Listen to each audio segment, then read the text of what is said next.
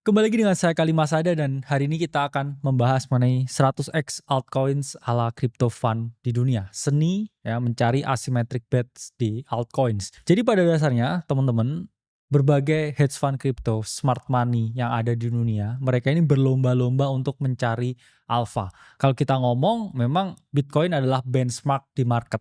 Tapi pertanyaannya apakah fund-fund ini bisa mengalahkan return dari Bitcoin? Karena kalau mereka nggak bisa ngalahin return dari Bitcoin, investor pasti akan bertanya, ngapain saya berinvestasi di kamu? Lebih baik saya buy and hold Bitcoin aja kalau returnnya itu lebih tinggi. Itulah mengapa mereka menggunakan banyak sekali strategi, mereka menggunakan banyak sekali approach untuk bisa memperoleh alpha di market.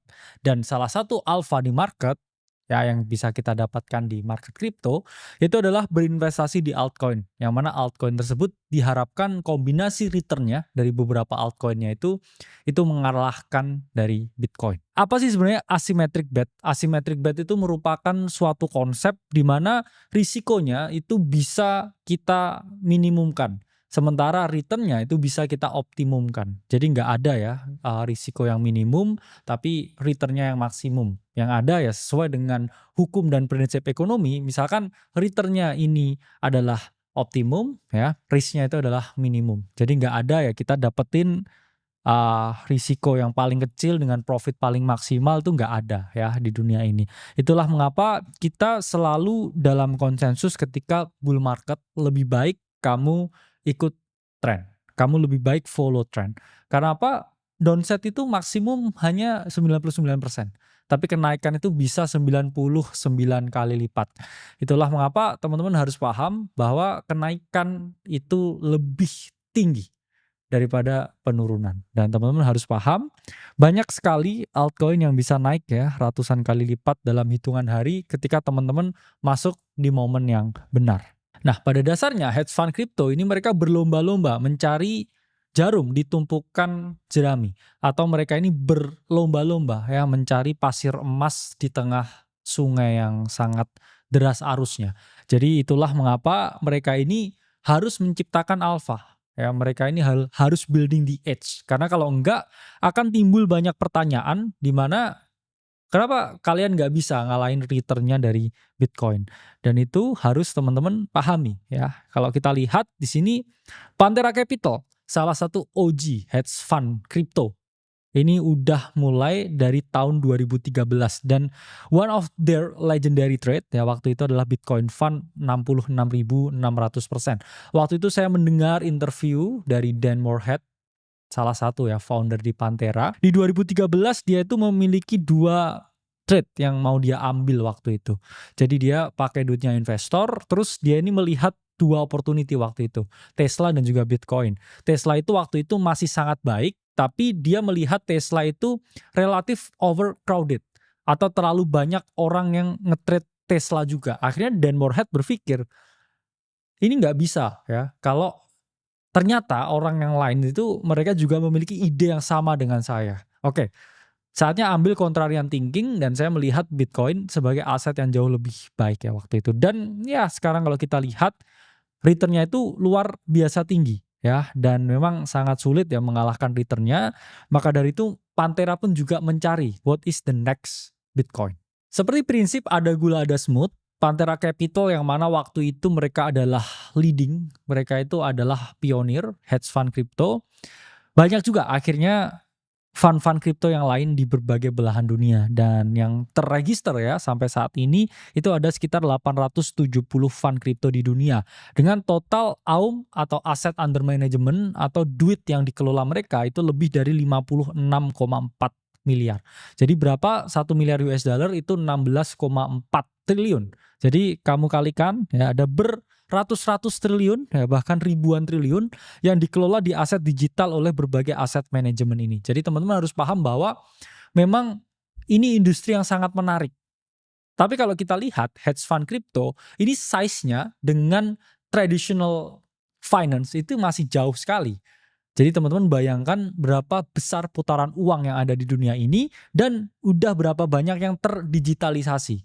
Jadi kalau kamu masih belum melihat opportunity di sini, ya mungkin kamu salah lihat direction. Jadi kamu harus paham bahwa ada yang namanya direction di market ya. Dan kalau kita ngomong ini contoh ya 5 yang kayak kita bahas hari ini ya, jump trading, Multicoin, Dragonfly, Pantera dan juga Binance Labs. Mereka ini yang saya rasa sekarang juga masih terbukti ya, providing alpha in the market, dan mereka bisa extract money from the market buat menciptakan return untuk investor mereka. Nah, apa aja strategi hedge fund crypto dalam mencari alpha di altcoin? Pertama, trading kuantitatif dan arbitrase. Saat ini 2/3 volume di market crypto itu udah dikuasai oleh algo dan juga bot. Jadi kita harus paham bahwa arahnya market itu ke dalam sesuatu yang lebih kuantitatif. Karena kalau orang udah main feeling dengan duit yang sangat gede dan ekspektasi return yang tinggi dari para investor mereka, ini mereka akan sulit ya mencari alpha. Dan kedua, mereka ini biasanya berinvestasi di tahap-tahap yang sangat awal. Jadi kalau mereka tahu ada barang yang bagus ya, mereka akumulasi dulu sebanyak-banyaknya sebelum it goes public atau it goes mainstream. Dan ketiga ya, dia melakukan keterlibatan aktif, mereka membenahi manajemennya, kemudian mengatur ekosistemnya di luar sehingga proyek-proyek yang mereka investasikan itu juga bisa berkembang. 4, riset, tesis dan juga tren. Dan banyak sekali smart money yang ada di dunia ini yang saya lihat mereka itu juga nggak pernah melawan arus. Jadi mereka itu memang kadang memiliki contrarian thinking. Tapi contrarian thinking itu bukan berarti kita secara total ya melawan konsensus publik. Karena konsensus publik yang diyakini banyak orang itu selalu jadi kebenaran. Jadi kamu harus hati-hati. Boleh kontrarian, tapi kita juga harus melihat flow-nya ini beneran kemana. Karena kontrarian tanpa diimbangi dengan data yang matang, itu sama aja kamu hanya melawan konsensus. Dan itu adalah hal yang sangat sia-sia. 5, mereka sangat jangki dengan yang namanya data. Jadi bahkan mereka itu ada satu divisi yang khusus mantau Twitter. Ya. Jadi satu divisi yang khusus mantau sosial media. Kalau kamu ngomong memang data sources terbaik ya di kripto itu adalah sosial media. Kenapa? Karena market kripto itu adalah player versus player ya, dan data terbaik yang bisa diekstrak itu adalah data dari player yang lain ya, yang mana itu adanya di media sosial. Bahkan Bloomberg pun juga masih kalah ya dengan Twitter kalau kita ngomong alpha di market. Nah, ngomongin masalah kuantitatif trading ya, kita di Akademi Kripto itu sangat terbuka luas dengan yang namanya perubahan. Kita juga memiliki dana yang kita kelola atau portofolio investment yang milik kita pribadi, dan kita selalu mencari alpha ya. Kalau return atau alpha saya di tahun ini itu lebih dari 60% ya dengan kombinasi ya portofolio yang saya miliki. Dan kita pun juga mengeksplor berbagai hal-hal yang ada. Itulah mengapa kita juga membuat ya kuantitatif trading modul yang diajar teman kita juga PhD dan juga profesor yang bergerak di bidang matematika ya, dan juga sains untuk membantu kita dengan kuantitatif trading strategi. Jadi ini akan ada ratusan modul mengenai kuantitatif trading ya di kripto, dan bagaimana kamu bisa menerapkannya seperti ya berbagai hedge fund besar di dunia. Karena kita tahu edge itu juga harus dibangun. Itulah mengapa ya kita sangat adaptif dengan strategi yang ada. Dan nanti ketika bear market ya kita akan bantu teman-teman membangun ya kuantitatif sistem supaya bisa tetap ya trading secara otomatis di bear market. Nah, kalau teman-teman pengen bergabung ke Akademi Kripto, kita juga ada free community yang mana link Discord-nya itu bisa teman-teman akses di bawah, dan kita setiap hari memberikan alpha juga secara gratis ke teman-teman ya, day to day ya, in every day basis ya, kita kasih ke teman-teman market ini mau kemana dan kita harus seperti apa sebagai bagian dari analisa internal yang kita lakukan. Jadi teman-teman langsung aja klik link di bawah untuk bergabung ke komunitas gratis kita. Kembali ngomongin mengenai fund ya, mereka ini selalu memiliki strategi ya untuk venture investing di tahap awal. Ini website dari chainbroker.com, it's a free website, teman-teman bisa cari ya. Sekali lagi kita tidak terafiliasi, kita hanya pakai toolsnya. Teman-teman bisa cari di sana ya, Jump Trading, Pantera Capital, Binance Lab, Multicoin, Dragonfly. Di sana akan kelihatan nih ya, reason investment apa aja yang dilakukan oleh Pantera. Ya, ini ada Priori ya, kemudian ada Satsuma, ya ada Open Mind ya. Teman-teman bisa lihat di sini kira-kira mereka masuk apa aja dan apakah saya juga bisa berinvestasi di sana. Karena ada pepatah ya, smart people follow smart money. Kalau smart money udah bersabda ini AI, ya kamu trade AI coins, kamu beli AI coins. Kalau smart money udah ngomong ini a DeFi ya, naratif ya, kamu juga harus fokusin portofolio kamu ke DeFi. Jadi kamu pun sebagai retail yang pinter juga harus melakukan yang namanya bajing loncat naratif. Karena setiap saat naratif itu selalu berubah. Nah, ngomongin masalah too early ya, kita juga memberikan call ya ke teman-teman di dalam. Bahkan ini pun juga call yang kita bagikan secara gratis ya, secara live ya. Waktu itu kita memberikan teman-teman ya potensi waktu itu WLFI ya, atau World Liberty Financial. Di sini bisa teman-teman lihat ya, harganya 0,015, yang mana to this date ya, kalau teman-teman tarik ke harga all time high-nya itu udah naik 16 kali lipat. Jadi di dalam sebagai bagian dari analisa internal yang kita lakukan, kita juga ajarin ke teman-teman how to be early in the market. Karena waktu itu saya pribadi tesisnya ngikutin Justin Sun. Justin Sun ini berinvestasi dalam size yang sangat besar ke World Liberty Financial.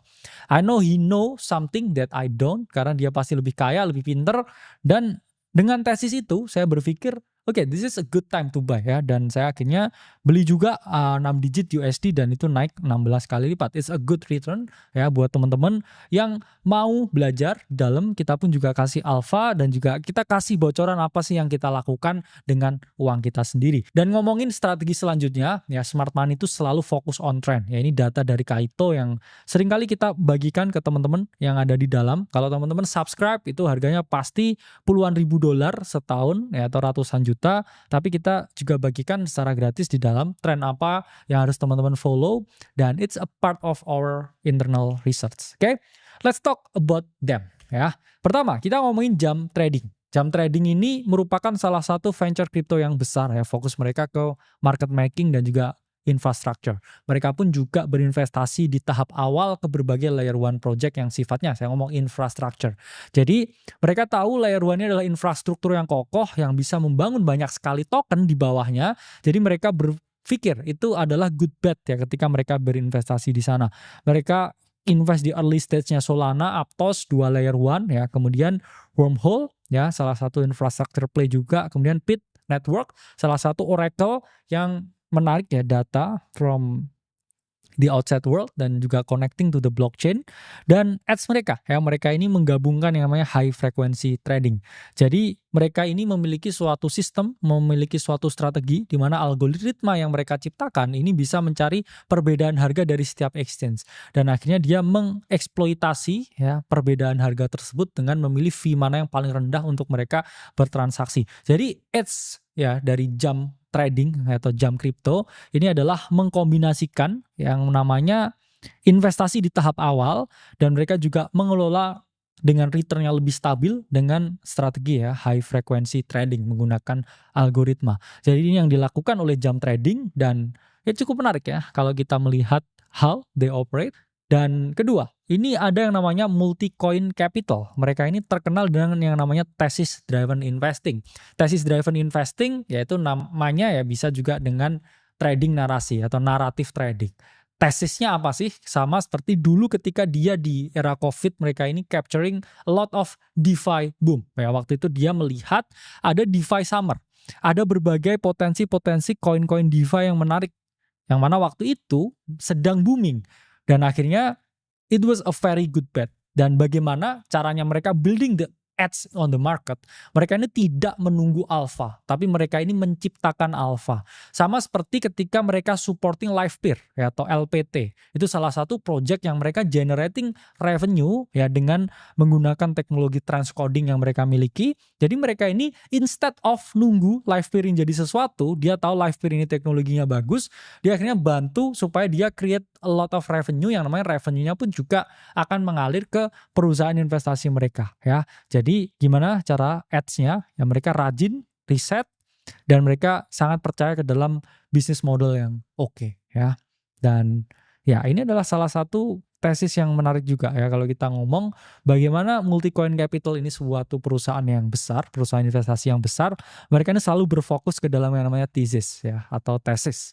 Gimana sih ya project itu, apa sih yang dunia butuhkan sekarang, apa sih yang bisa kita eksplorasi, dan mereka aktif membantu project-projectnya untuk bisa beneran berkembang supaya bisa generating return on them. Selanjutnya ada Dragonfly Capital. Ini juga salah satu hedge fund kripto besar juga.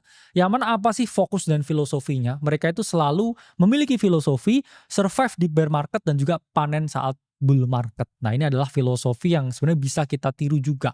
Mengapa? Karena banyak sekali orang ini yang ketika bear market mereka ini udah tidak punya harapan, dan saya orang yang masih percaya bear market itu akan terjadi. Selalu ada life changing moment dan life changing opportunity ketika bear market. So does Dragonfly Capital. Jadi mereka tahu bahwa bull market itu waktunya orang nyayur, panen. Ya, bear market waktunya turun.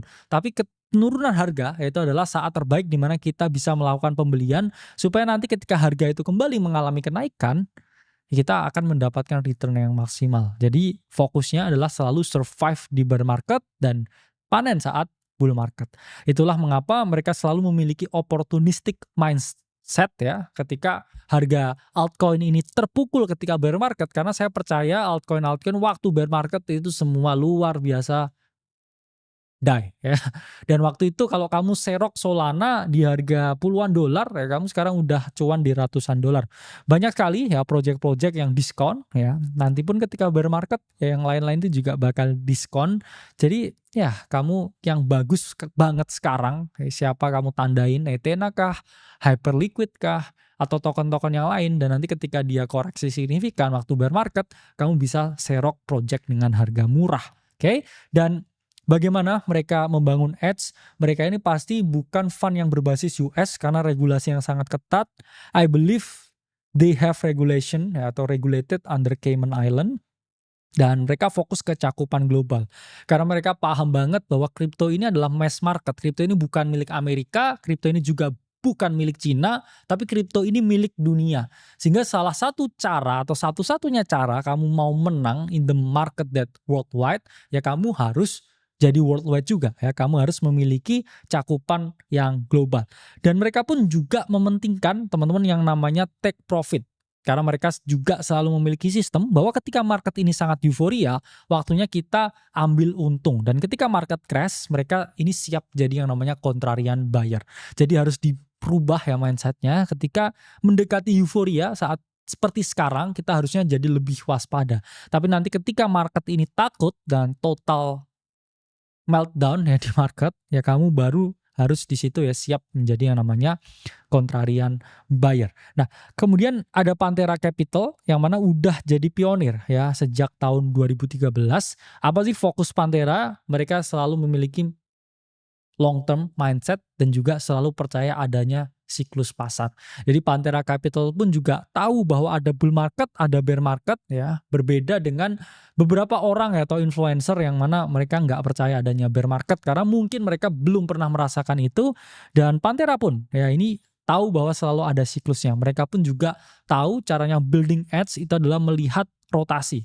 Ya, kalau kita lihat dia pun juga percaya bahwa ada rotasi capital dari Bitcoin ke Ethereum, baru ke top altcoin, baru ke small cap altcoin. Mereka pun percaya juga dengan yang namanya rotasi. Jadi mereka membangun edge-nya dengan diversifikasi fund. Ya, jadi fundnya Pantera itu ada banyak sekali.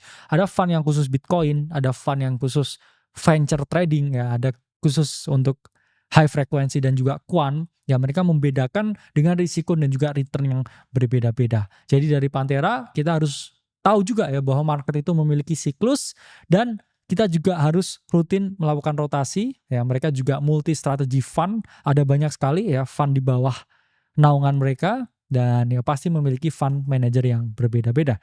Nah, selanjutnya ada Binance Labs. Pasti teman-teman udah tahu ini juga salah satu centralized exchange paling besar di dunia, dan mereka akhirnya juga building ecosystem around crypto.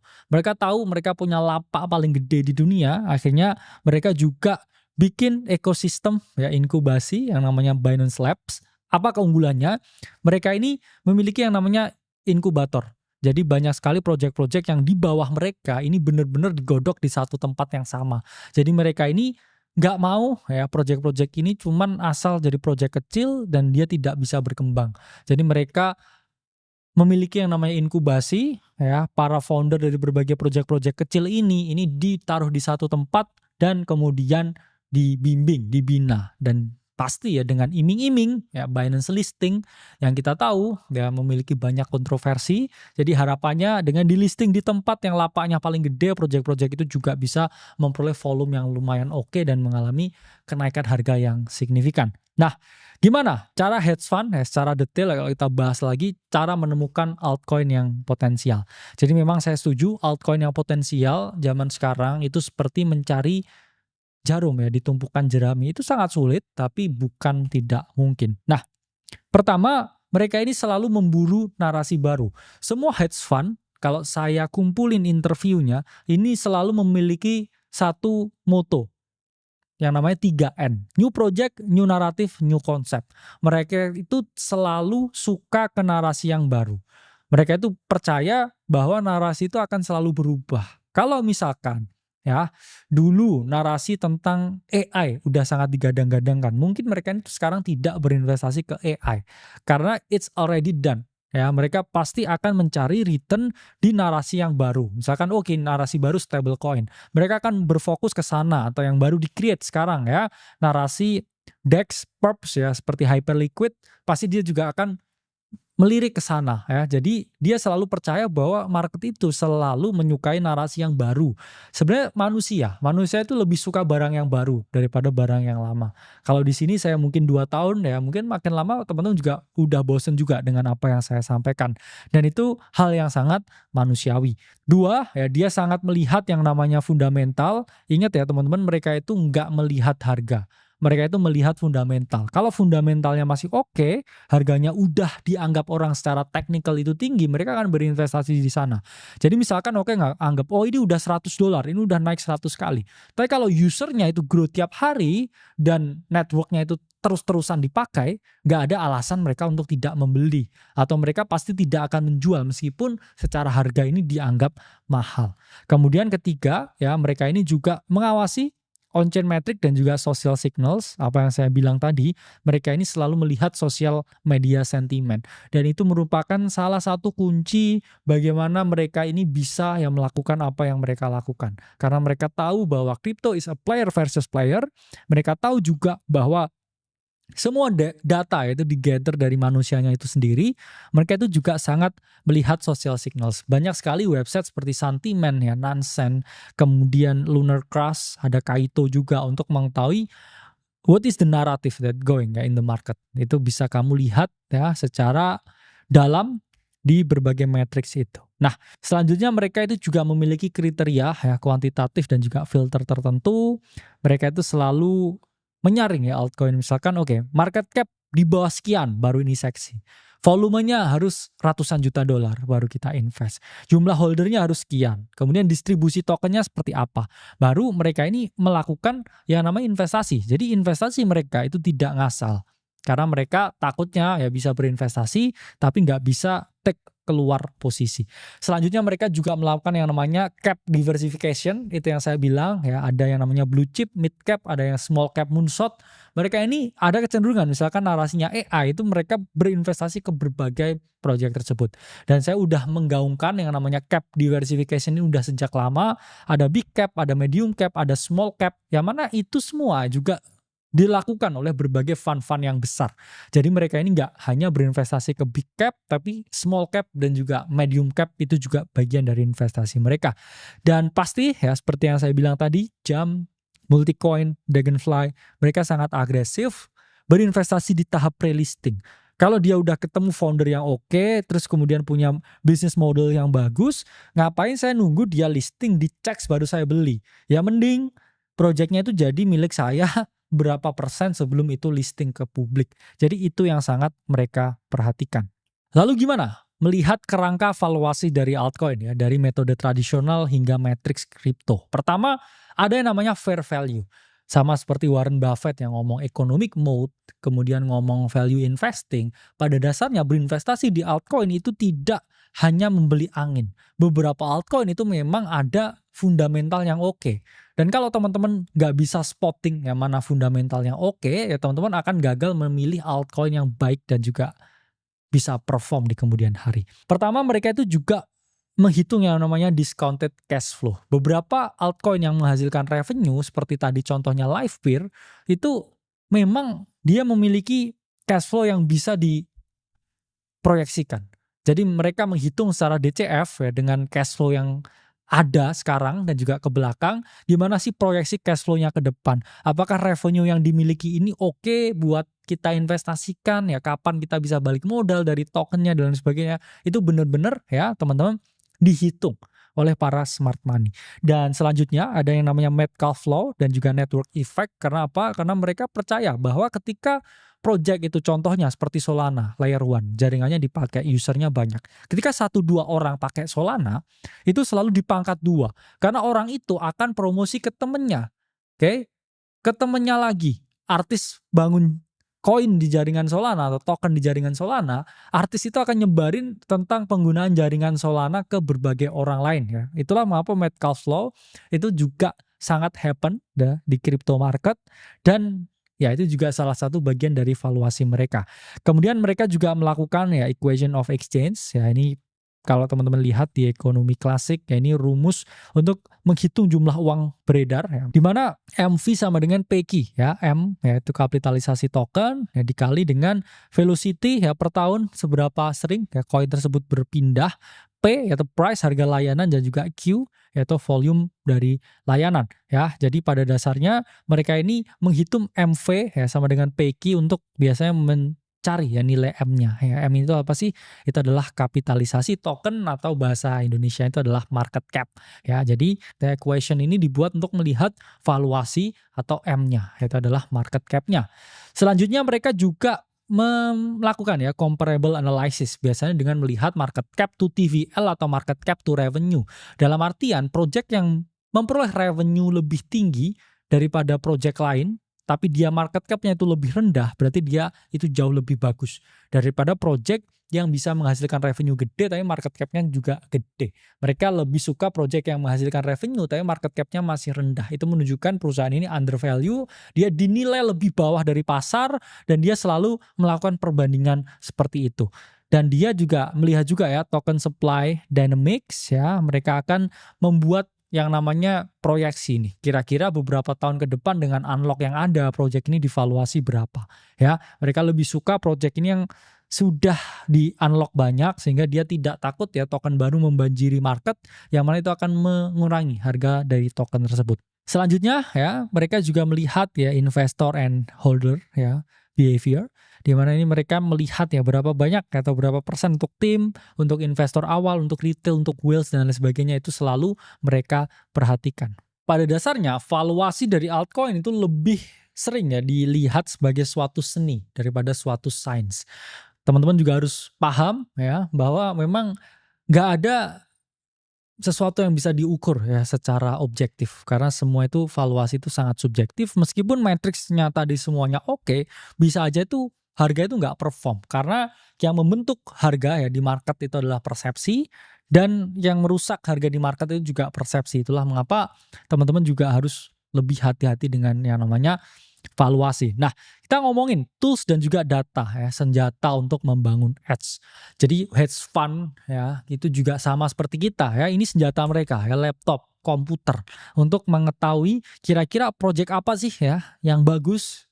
Caranya seperti apa? Yaitu dengan kita melakukan yang namanya on-chain analytics ya. Banyak berbagai platform gratis yang bisa teman-teman pakai ya, Nansen, Glassnode, CryptoQuant, Santiment, Duna Analytic, Messari ya, mereka ini adalah tools-tools yang mana hedge fund kripto di berbagai dunia itu juga tetap pakai mereka ya. Bahkan alatnya itu juga sama ya. Jadi teman-teman kalau merasa nggak bisa cari altcoin yang bagus, yaitu skill issue, karena hedge fund manager ya di kripto pun juga tetap pakai alat yang sama yang kita pakai, yang saya pribadi pakai. Dan kedua ya, dia selalu kolaborasi ya dengan berbagai exchange, karena order buy and sell mereka gede ya, mereka butuh ya yang namanya market data, mereka butuh tahu order booknya, dan mereka nggak bisa asal entry ya, karena mereka juga memiliki size yang lumayan sehingga mereka punya ya order book feed, yang mana ini bisa teman-teman dapatkan ya di software atas untuk mengetahui order book di market. Mereka juga ya menggunakan quant model seperti yang kita ajarkan ya untuk teman-teman yang ada di dalam. Jadi teman-teman ya bisa langsung ya klik link di bawah ini untuk melihat apa yang kita lakukan setiap hari, dan kalau pengen dapat alpha secara gratis ya. Mereka juga subscribe ya Bloomberg kemudian The Block, Messari, baca Twitter terus karena mereka tahu hedge fund yaitu tools-nya utama itu adalah data ya. Kalau datanya nggak kuat ya mereka nggak akan bisa performing well. Oke, mereka juga tahu ya risk management dashboard ya selalu ada yang nge-trace posisi mereka berapa, risikonya seperti apa, drawdown sekarang berapa dengan sangat baik ya. Jadi teman-teman juga harus paham mereka pun juga monitoring ya position itu all the time. Jadi teman-teman pun juga saya rasa harus melakukan hal yang sama. Nah, kita ngomongin strategi entry dan juga exit. Gimana sih yang dipakai oleh para hedge fund? Karena pada dasarnya mereka juga kita. Kita melihat market yang sama. Gimana? Pertama ya mereka scaling in bertahap. Itu sebenarnya karena size ya. Mereka itu selalu melakukan yang namanya time weighted average price atau TWAP. Mereka ini nggak bisa market buy langsung karena itu pasti memberikan price impact ke market. Tapi kalau kita lihat itu pun juga bisa kita tiru. Ini menunjukkan apa? Kalau kita mau membeli sesuatu, membeli altcoin tertentu, kita pun juga harus menunggu. Kita nggak bisa asal beli. Kita juga harus bikin yang namanya entry grid kita sendiri. Karena ketika teman-teman asal beli, teman-teman juga akan asal jual. Nggak bisa seperti itu. Selanjutnya, mereka juga memiliki ya OTC deals ya, over the counter market. Kadangkala kalau mereka mau beli barang yang oke, mereka itu bisa directly ngomong ke foundernya. Oke, saya hargai sekian, lebih tinggi dikit dari market supaya price-nya itu nggak rusak ya di market atau di exchange. Kamu nanti kirim tokennya ke saya kirim USDT ke kamu. Itu adalah deals ya in OTC market ya, over the counter market. Dan selanjutnya ya dia biasanya ya entry itu di private round entry ya, atau entry di tahap awal tentunya dengan strategi lock up. Dan mereka juga bukan seperti retail ya yang digen pakai leverage dan lain sebagainya. Mereka itu juga biasanya pakai leverage ke berbagai lending platform. Jadi di repo ya, tokennya dijaminin ke sana supaya dia dapat USDT lebih banyak untuk membeli token tersebut. Ya, tapi bukan berarti kamu ke central exchange terus leverage kali 10, enggak begitu ya cara mainnya berbagai big player ya. Mereka pun juga monitor dan rebalance, mereka enggak segan-segan ya untuk melakukan yang namanya profit taking ya, karena percuma ya alpha tapi enggak kamu take profit ya. Jadinya sengsara gitu ya. Nah, selanjutnya mereka juga melihat ya exit entry yang tepat. Mereka juga tahu gimana membuat pasar tidak panik ketika mereka melakukan penjualan. Dan kadang mereka sebelum melakukan penjualan, mereka tuh juga pasang posisi yang short bersamaan. Ini sebenarnya sama dengan Terra Luna di tahun 2022, di mana sebelum kejatuhannya, banyak hedge fund yang udah close posisi di Terra Luna, tapi sebelum dia market sell barangnya, dia buka posisi short dulu. Jadi ketika dia turun, ya dia udah take profit, ya dari posisi yang dia miliki, plus dia juga cuan dari shortnya juga. Jadi apa penutup yang bisa kita bahas ya di strategi kali ini? Jadi hedge fund besar itu membangun yang namanya edge untuk memperoleh alpha di market. Bagaimana caranya membangun edge untuk memperoleh alpha? Pertama, informasi. Informasi ini semua orang bisa akses, cuman nggak semua orang bisa menggunakannya dengan baik. 2, inovasi. Mereka itu selalu berfokus pada sesuatu yang baru, bukan sesuatu yang lama. Mereka meninggalkan sesuatu yang lama untuk sesuatu yang baru. Selanjutnya, eksekusi. Percuma ya kalau kita tidak punya mental yang oke, dan ketika ada opportunity di market malah nggak bisa kita utilize secara maksimal. Kemudian mereka berfokus ke dalam asymmetric bet ya di altcoin. Mereka mencari berlian di berbagai ribuan proyek yang ada ini, dan itulah cara mereka itu bisa memperoleh alpha di market. Jadi mereka nggak terang-terangan beli sesuatu yang hingar-bingar ya seperti sekarang, apa altcoin yang udah naik berkali-kali baru kamu beli. Jadi mereka itu nggak seperti itu mainnya. Dan prinsip utamanya selalu bertahan di bear market, riset sebanyak-banyaknya di bear market, waktu bull market, waktunya panen. Jangan kebalikannya, bear market ngilang, bull market baru mau beli ya. Dan terakhir, mereka paham ya untuk menekankan profesionalisme ya, melihat likuiditas dan juga beroperasi dengan efisiensi di market crypto, karena eksekusi means a lot of things, bahkan bagi para pemain besar. Sampai jumpa di video selanjutnya. Semoga video ini membawa manfaat untuk kita semua. Kalau teman-teman mau gabung ke komunitas gratis kita, ya, setiap hari kita akan share alpha ke kripto, macam hedge fund dunia, klik link di bawah. Saya Khalid Masada, sampai jumpa di video selanjutnya.